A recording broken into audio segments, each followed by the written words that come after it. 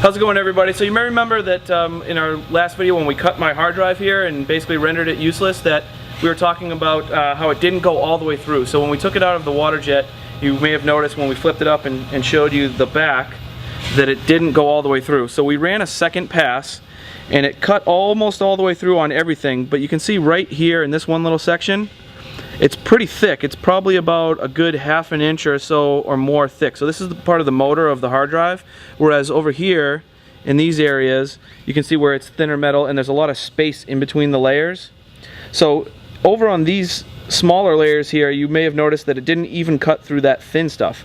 The reason for that is when the water jet is cutting through something, as soon as it goes through one side, through the other side of whatever it is you're cutting, the beam of water, even though it's operating at upwards of almost 50,000 psi if you have the machine set that high, when it goes through and it pierces the aluminum, metal, glass, whatever it is you're cutting, a hard drive, the beam spreads out and it becomes less effective. So what you'll notice is the cut becomes less accurate. So if you look at the cut on the front side here, if I kind of peel the sticker back, you can see where it was cutting here. It's very precise, but then on the back it kind of like blows out and it's not very accurate. This is almost like a gunshot where it enters and then exits, and the exit is where the explosion happens. So what we did is we ran another pass to get it cut through, and because there's no setting for hard drive on the water jet, we couldn't exactly, you know, punch in an exact set of numbers and say, okay, cut this. So we just gave it our best guess. It was more for fun than anything, but that's the technology behind it. So you may have been wondering, okay, why is that water jet so cool it can't even cut through a hard drive? That's the reason, because there's multiple layers and we didn't have the exact setting. If we took some time to really get the measurement on the thickest part of this, we could have cut it out and it would have been nice and precise, but we just wanted to show you the technology of the machine. So as a further demonstration of how that works, I want to show kind of an extreme example of how the technology works. This is a piece of steel that was plasma cut, and it's kind of the same principle, although it uses heat and air pressure to cut through the metal.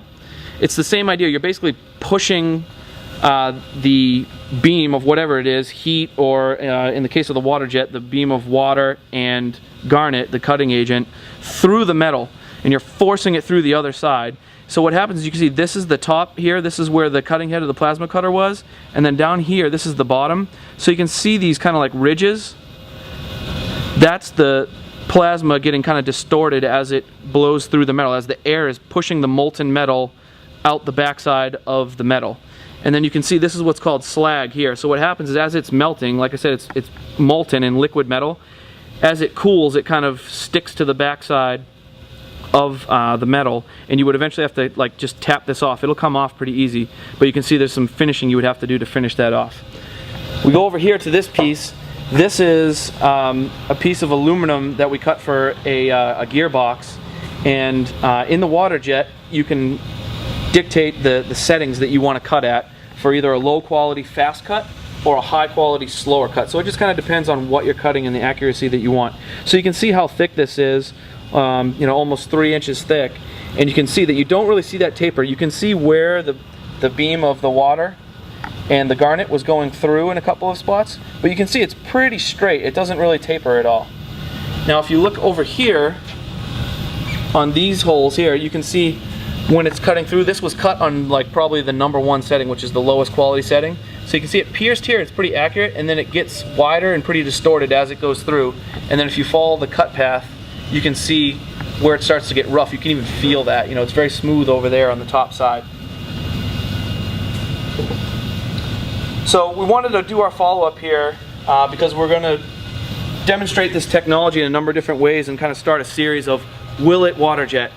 So we wanted to kind of lead into that and talk about the technology and how it works, and decide at different thicknesses, again, maybe things that don't have a setting in the water jet like a hard drive, you know, will it cut it? So we're going to do a lot of testing with what we can cut and how we can cut it at what settings, what it looks like when it comes out.